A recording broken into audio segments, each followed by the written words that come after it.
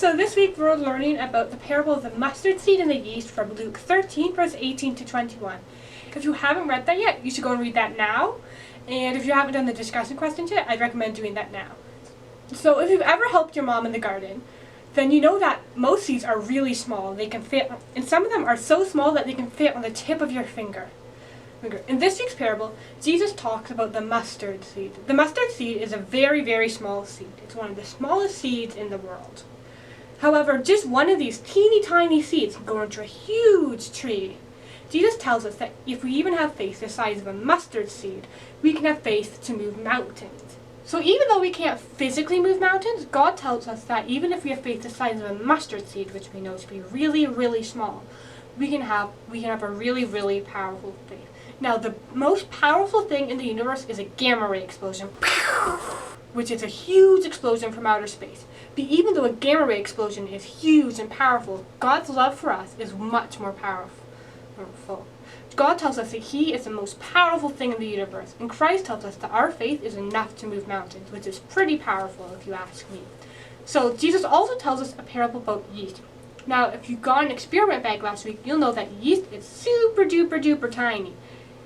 But if you mix enough yeast into bread dough, it can make even the smallest loaf of bread go huge. So just like the yeast in the parable made the bread grow, so our faith and God's love for us makes His kingdom grow. His kingdom is all over the globe, from Canada to Argentina to China and even Antarctica. In fact, around 72% of the people in Antarctica are Christians. So just like bread starts small before it has yeast added, Christianity started small in the New Testament, but today it's one of the biggest religions in the world. So let's go to the craft room and learn more about our faith and God's love.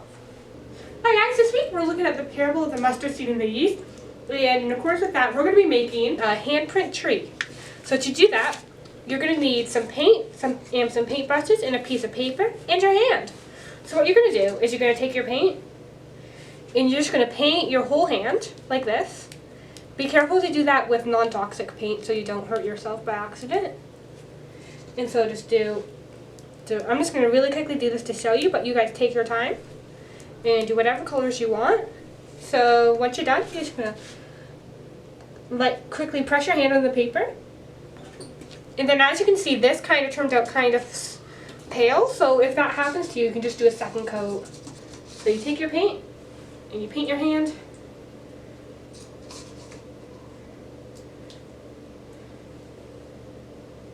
You just press it down. And there you go. And then you have the trunk for your tree. So after that's done, you can get some other colors of paint, and with your other hand, and just dip your fingers in them and use them as leaves. So what I like to do is do the outline of the tree first, then I like to fill it in. So I'm just going to do this quickly just to show you guys. But you guys take your time and use as many colors as you want. And maybe use different fingers for different colors. And then once that's done, you should have a really nice tree. So I hope you guys had so much fun in today's lesson. So a few months ago, many of you got sunflower seeds in a card from the church. I hope those are growing big and strong, just like the mustard seed from today's lesson. Hope you guys had a blessed week, and see you next week. Pew!